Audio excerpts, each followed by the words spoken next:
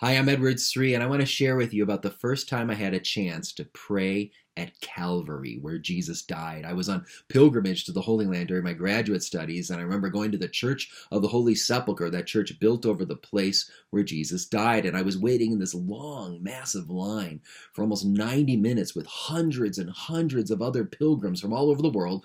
We're all wanting to go up to the place where Jesus died. And finally, it was my turn, and it was so moving because I had heard about these stories of Jesus' death so many times since my childhood. And here I was. This is where it all happened. This is where he died for our sins. And it was so moving. And afterwards, I reflected on this, wondering, why do people from all different nations, all different races, all different languages, from all over the world, why do they come to remember this man's death? And for centuries, millions and millions of people have been coming to Calvary to remember Jesus' death. Why?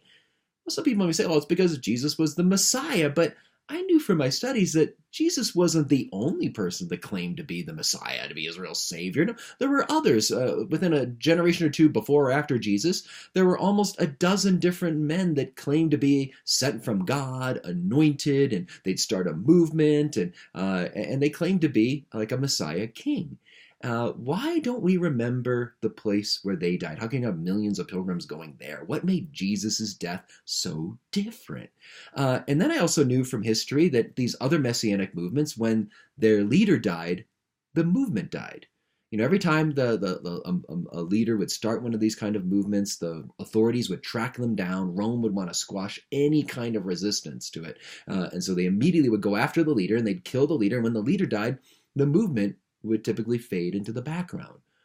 But with Jesus, it's different. And this is just fascinating from just a purely historical perspective. It's just fascinating to wonder what made Jesus' movement different from all those other messianic movements. Why is it that when Jesus died, his movement doesn't fade away? It actually takes off like never before. It starts to grow exponentially. What is different about Jesus' death?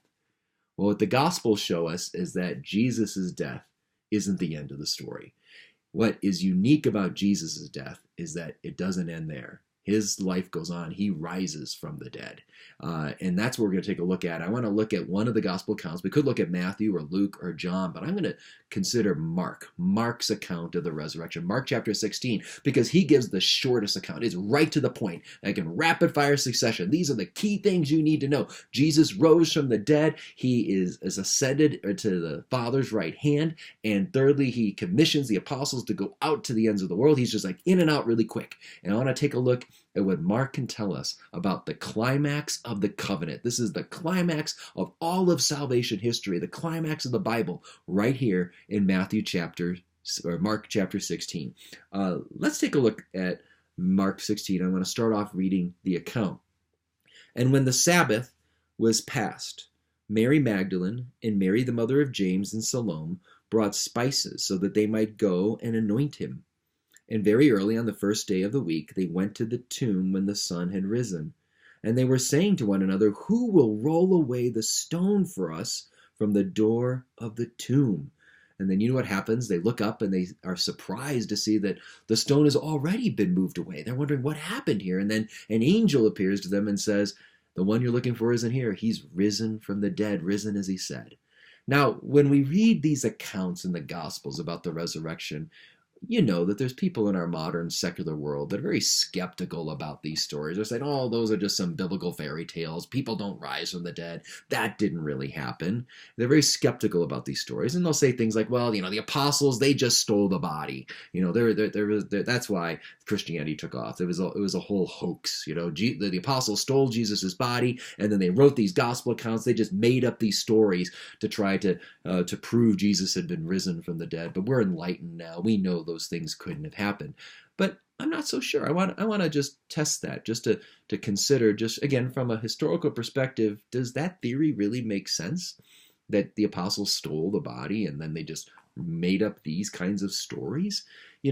First of all, let's think about this. What would have prevented them from stealing the body pretty easily? Well, first of all, the big stone that the women are mentioning here in Mark chapter 16, verse 3. They're worried. How are we going to be able to move this stone? There was a massive disc-shaped stone that would have been rolled in front of a tomb, and you can go to Israel and see some of these kinds of tombs to this day that have been preserved. And it would have been very difficult to move that stone. Take many, many men to do that. The other thing we need to know is the tomb would have been sealed, and there were Roman soldiers that were sent to guard the tomb, and they wouldn't have fallen asleep because their life would have been on the line. It was like a capital offense. You could be killed if you were a Roman soldier and you fell asleep on duty. So here's my question for you. The idea of the apostles going and stealing the body, is that likely? I mean, think about that. Let's just think about the state of mind of those apostles. You tell me, how were they doing on Good Friday?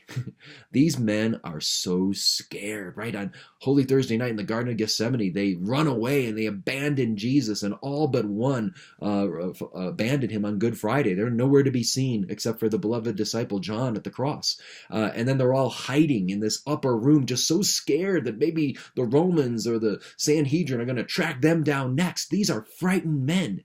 Is it likely that these cowardly men suddenly, just overnight, muster up all this courage and go to the tomb and move away this massive stone, break the seal, and take on the Roman soldiers and steal the body? Is that likely? Probably not. And then the idea that they would just make up these kinds of stories that you find in the Gospels, Matthew, Mark, Luke, and John. These aren't the kind of stories they would have invented. If they wanted to fabricate a story to say that Jesus rose from the dead, they probably wouldn't have told the stories like this. Here's why. First of all, they wouldn't have scored any points with the Gentile world, with the pagan world, to make up a story that Jesus rose from the dead. Why would they want to do that? Because the Greco-Roman culture, they did not believe in resurrection from the dead. They either didn't think it was possible or it wouldn't even be desirable. Like in the Platonic tradition, the idea is you want to be liberated from your body. Your body's like a prison. You want your soul to be freed from the body. Why would you want to go back and be reunited with your body? It wouldn't even be desirable. When Paul goes to Athens, for example, in Acts of the Apostles, and he's preaching and all the people are listening, they're all excited until he talks about resurrection. He mentions Jesus rises from the dead, and they're like, oh, that's crazy. Oh, why would we want that? And they reject him right away. So the apostles making up a story, if they wanted to continue the movement and saying Jesus rose from the dead, they're not going to score points with the pagan Gentile world around them, but they're also not going to score points with the Jews either. You see, the Jews didn't really believe that the individual Messiah was going to rise from the dead. That wasn't a central belief of theirs. They believed in resurrection, but it was general resurrection. They believed that all the righteous, holy men and women of God, that on the last day they'll be raised from the dead. They believed in a general resurrection all at once. But the idea of the individual Messiah coming and dying and then rising from the dead, that just wasn't really on their radar screen. So this wouldn't have really connected with the Jewish culture. In fact, it caused a lot of difficulty for them to understand this, and Paul and others had to give a rich theology to explain that Jesus is risen from the dead. He's the first fruits of the greater harvest that will come later when we're all going to be risen from the dead on the last day. But the other thing is, when you notice in these gospel accounts that there's no mention of prophecies. If you read these gospels, you don't have any account of a prophecy being fulfilled in the resurrection stories. They're full of prophecies earlier in the story, in the public ministry of Jesus, in the infancy narrative of Jesus. Jesus is born in Bethlehem to fulfill the prophecy of Micah 5. Jesus is he dies on the cross. I'll remember in the Passion narrative, there's lots of prophecies that are brought to fulfillment that are mentioned there, like Psalm 22 and the prophecies about the Passover lamb and others. So all throughout the Gospels, there's constantly mention of prophecy coming to fulfillment until you get to the resurrection accounts. And Matthew, Mark, Luke, and John, Mark's the same here. No mention of prophecies. And if they were trying to make up some story, if I were them, I'd be going through the Old Testament trying to find some line. Maybe I'll use this line here, and that could help me defend resurrection. Maybe like Jonah in the belly of the whale for 3 days, and they used that earlier, but why not stick it right here in the resurrection account to show, oh yeah, it's kind of like Jonah. But they don't do that. You just get the sense these are just straightforward stories, eyewitness accounts, or stories that have been handed on from eyewitnesses, just matter of fact. A big point, though, that I would mention is this. Who are the first witnesses to the resurrection? Well, these women are the first ones that notice the empty tomb. And then Mark chapter 16, verse 1 goes on to say, now when Jesus rose early on the first day of the week, he appeared first to whom? To Mary Magdalene. Mary Magdalene is the first witness to the risen Jesus. These women are the first witnesses to the empty tomb. And that's amazing, because sadly in the first century Jewish world, women were not considered to be credible witnesses. They were not considered to be reliable witnesses. You couldn't use them in the courtroom in this way. And that's sad. We would never do that today. But we need to know the historical context, because I want you to know, if you were Mark and you were trying to invent some story that Jesus, all on his own, the individual, rose from the dead before everybody else, you probably wouldn't have chosen women to be the witnesses if you were trying again to build credibility for this, because sadly in that time frame, women weren't considered to be credible witnesses. So it's just utterly surprising that they would do that.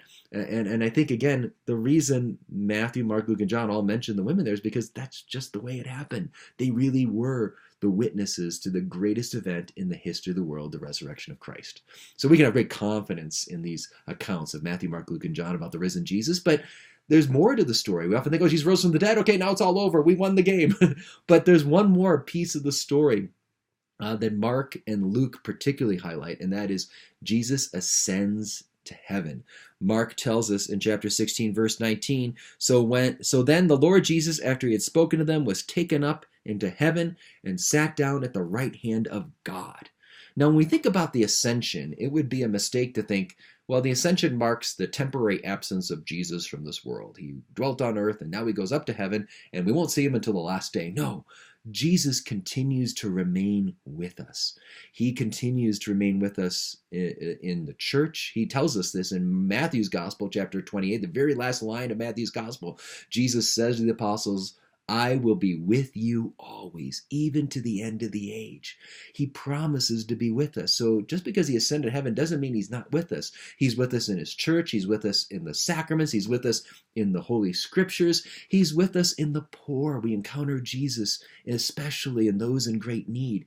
He's with us in the sacraments, with us especially in the Eucharist. But one of the most profound ways he remains with us is dwelling within us through his very life, the Spirit that he sends into our hearts. And I like to think of it this way, that, when we think about heaven, think of heaven as being Jesus. In fact, Pope Benedict once said that heaven is a person, that Jesus himself is what we call heaven.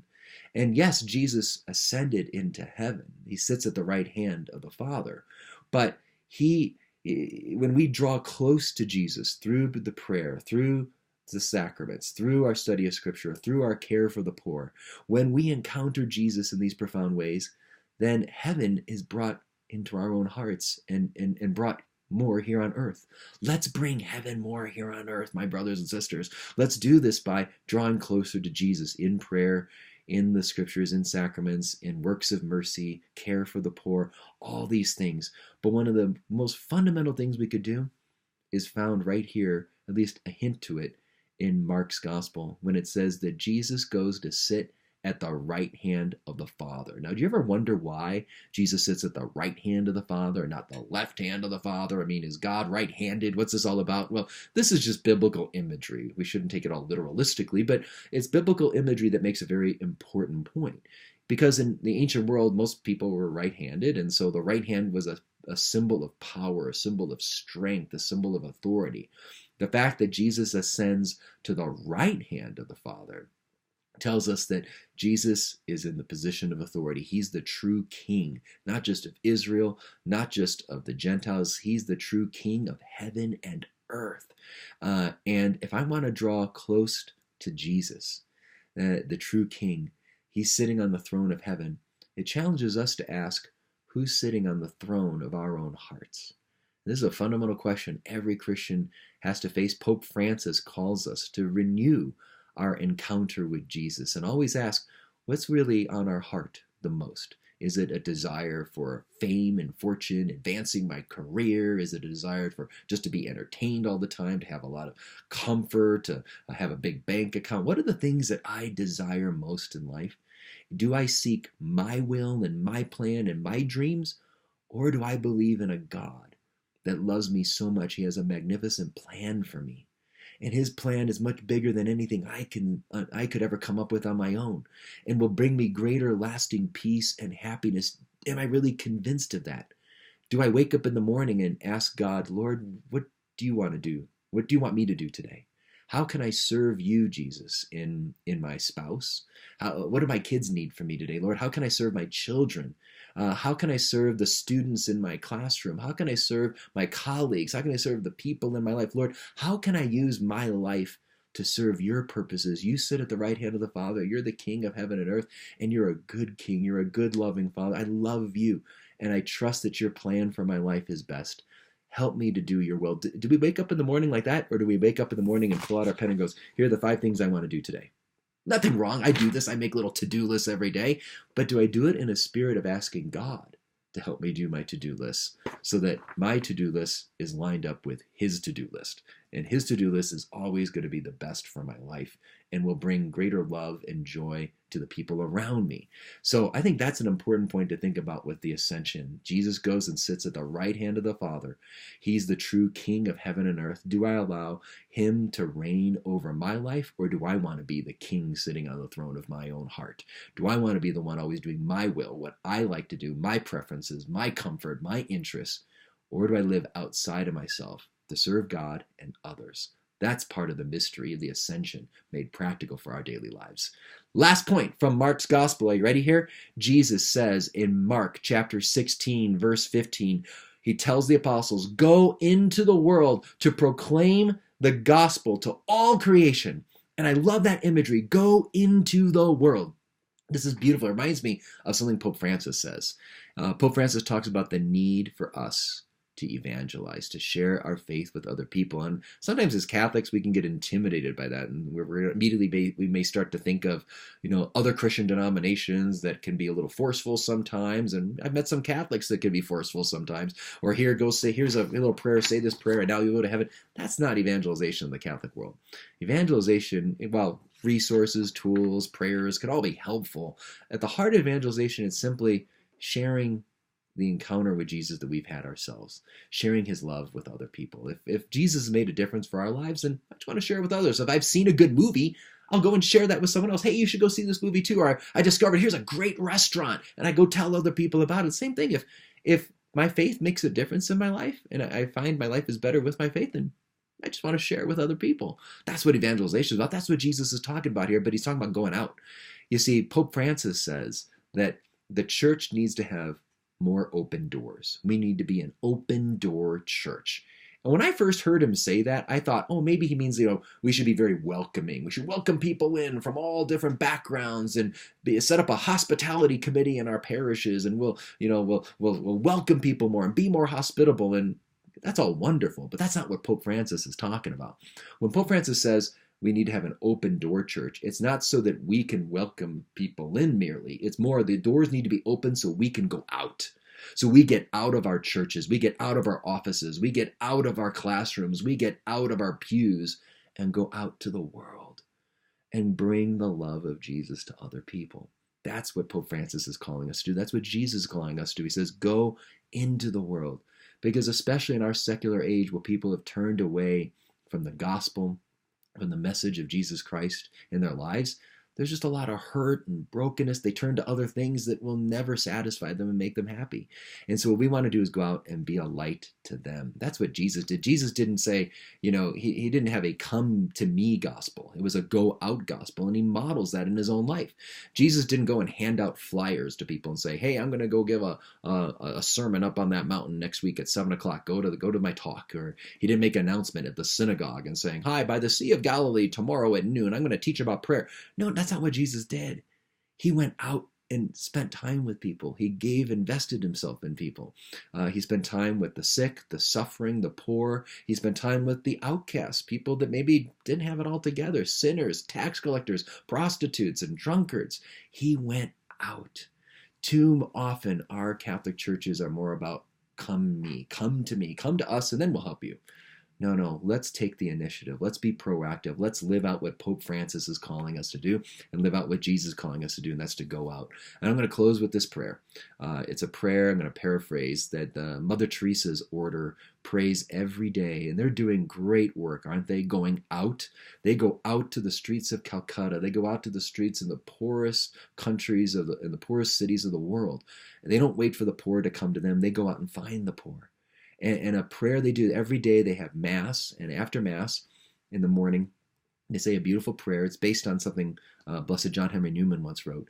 And one line I'll just quote to you is this. They pray, Jesus, let every person I come in contact with today look up and see no longer me, but see you, Jesus, shining through me. Isn't that beautiful? Let every person I come in contact with today look up and see not me, but Jesus. So that, and as a layman, I would say that prayer for my spouse. I pray that my spouse, my interaction with her, that she'll look up and see you shining through me, Jesus. Help me to be a witness to your love. Help me to be so radiant of your love and mercy and kindness and generosity. May my kids see not angry, tired, grumpy dad, but may they see your love and compassion and mercy. May my students see that in the classroom. May the people who read my books encounter that. May my colleagues that I work with, may they see that. May every person look up and see the risen, ascended Jesus, who remains present in his church in a special way through all of us who are drawn close to him. Thanks so much, and may God bless you.